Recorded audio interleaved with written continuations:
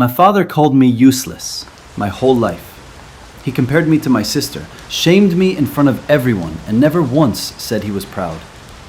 But the day his world fell apart, I was the only one who could save it.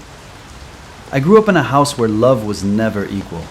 My sister was the golden child, the pride of the family. She brought home trophies, medals, and awards, while I brought home silence. Whenever I tried to share my drawings, my grades, or even just a smile, my father would frown and say, "Why can't you be more like your sister?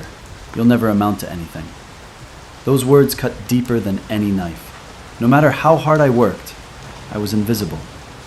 But deep inside, I promised myself I would still love my family, even if they never loved me back.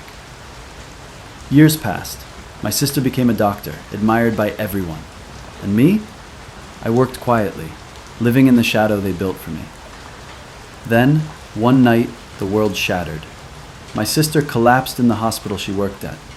The diagnosis was terrifying. Her life could only be saved by a rare transplant.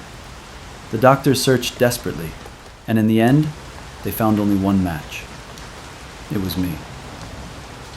The useless child. For the first time in my life, my father fell to his knees. His voice shook as he whispered, "Please, save your sister. I know I've failed you, but she needs you." I looked into his desperate eyes. Years of pain and rejection flashed through my mind, and yet I couldn't hate him. Through my tears, I said softly, "Even if I was never enough for you, you'll always be enough for me." I signed the papers. I chose to risk my life to save the very sister I was compared to every single day. The surgery was long, the nights were harder, but when I opened my eyes again, my sister was alive, breathing, smiling. My father held my hand for the very first time in my life.